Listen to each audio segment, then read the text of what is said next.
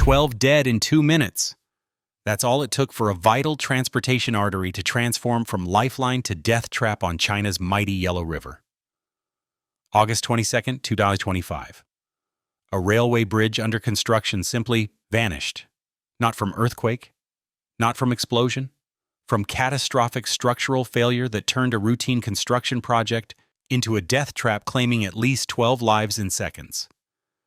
A Yellow River Railway bridge, part of China's expanding transportation network, collapsed during active construction operations. The failure sent workers and construction equipment plummeting into the river below, a disaster that reveals the deadly intersection of infrastructure development and extreme weather-damaged foundations. Welcome to Earth's Dark Secrets. What I'm about to show you isn't just about one bridge failure.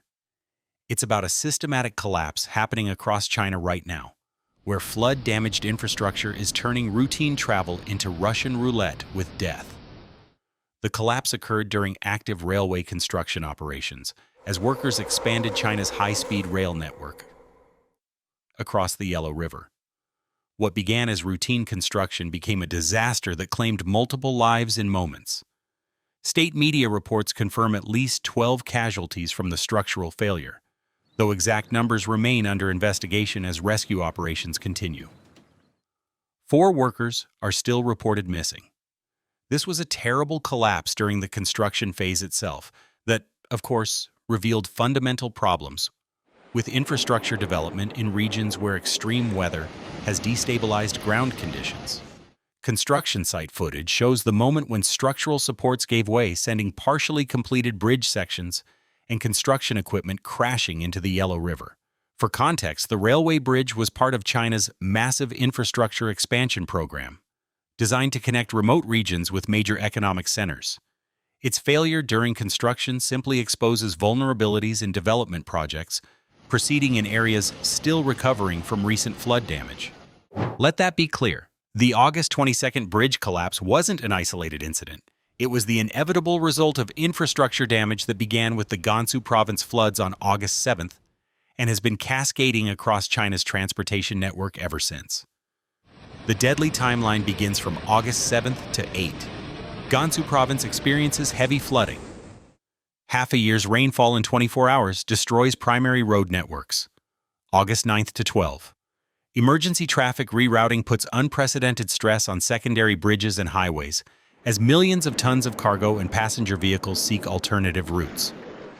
August 15th to 18th. Bridge inspections across Henan, Shanxi, and Sichuan provinces reveal widespread foundation erosion from earlier flood events. August 19th to 21. Several minor infrastructure failures occur. Road surface collapses, bridge deck cracking, tunnel flooding that should have triggered comprehensive network shutdowns.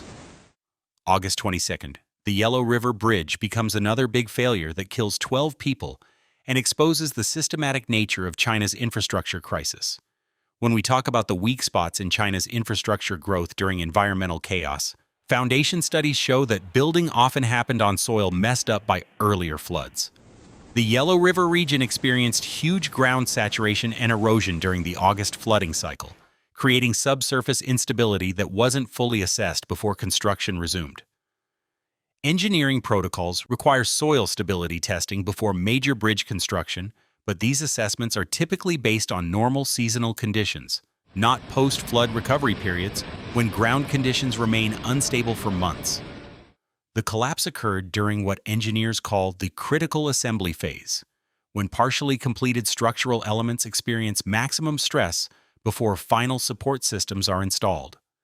This phase requires perfect ground stability and precise load distribution. Construction timeline records show that work resumed shortly after floodwaters receded, but ground conditions in flood-affected areas require extended recovery periods before they can safely support major infrastructure loads. While the Yellow River Bridge collapse grabbed headlines, it represents just the tip of China's infrastructure catastrophe. The Gansu province floods alone destroyed 102 kilometers of roadway and damaged over 51 roads. Speaking of that, China's roads and bridges are still taking a hit from floods and landslides across provinces like Guizhou and Sichuan. The G75 Lanzhou Haikou Expressway, a major north-south lifeline, hasn't been directly linked to recent flood damage in the records, but engineers are likely keeping a close eye on it after similar incidents. When highways like the G76 go down, traffic gets pushed onto smaller roads not built for heavy trucks, and those routes are starting to crack under the pressure.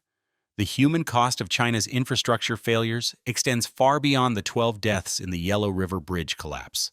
Gansu province flooding, 15 confirmed dead, 28 missing. Many of the casualties occurred when people tried to use roads that had become torrential streams. Secondary infrastructure failures, like road washouts and tunnel flooding. The total number of confirmed deaths from the Gansu floods and the Yellow River Bridge collapse is 27, with 32 missing persons. As of August 25th, Chinese social media has revived the term tofu dreg engineering, infrastructure that looks solid but crumbles under stress like fragile bean curd. Actually, the term isn't about corruption or poor construction. No, it describes infrastructure built for historical climate conditions that no longer exist. Bridges designed in the 1990s and 2000s were engineered using precipitation and flood data from 1950 to 1990. Climate change has fundamentally altered rainfall patterns, creating flood conditions that exceed the design parameters of thousands of bridges, tunnels, and highways. Modern engineering standards require infrastructure to handle 100-year flood events, but these calculations are based on historical data that's become obsolete within decades of construction. The result is in front of you: infrastructure that meets all construction standards but fails terribly when exposed to 21st-century weather patterns. China's most critical transportation networks traverse geographic regions where infrastructure failure creates cascading disasters.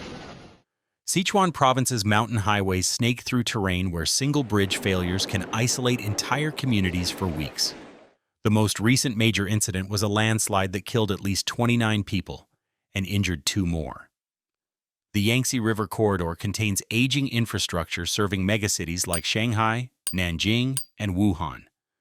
Flood damage to key transportation links could create economic disruptions affecting hundreds of millions of people. When major infrastructure fails, the consequences ripple through interconnected systems in ways that multiply the original damage. Of course, the Yellow River Bridge collapse has disrupted supply chains serving automotive manufacturing in central China.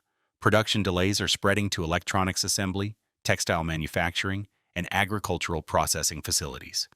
Infrastructure failures in Gansu province have compromised emergency services' ability to respond to subsequent disasters. Damaged roads delay ambulances, fire trucks, and rescue equipment when minutes determine survival rates. Communities cut off by infrastructure failures become dependent on helicopter supply drops and emergency airlifts, expensive, weather-dependent services that can't sustain normal community life.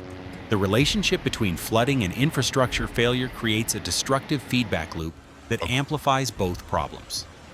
Damaged roads increase flood severity by disrupting natural drainage patterns. Broken pavement and collapsed bridges create debris dams that redirect floodwater into populated areas. Flood-damaged infrastructure fails during normal weather. This just creates transportation emergencies during clear skies as bridges and roads collapse under routine traffic loads. Emergency repairs using temporary materials create long-term vulnerabilities that fail during subsequent weather events.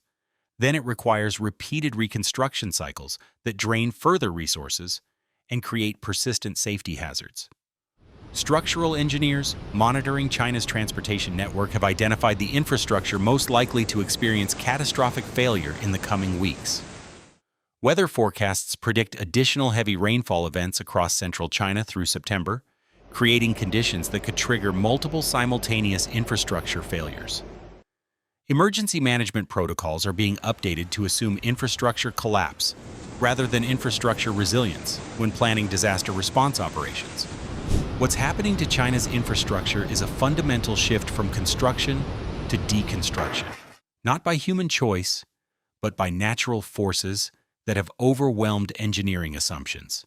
Climate change isn't just creating more extreme weather, it's retroactively making existing infrastructure obsolete.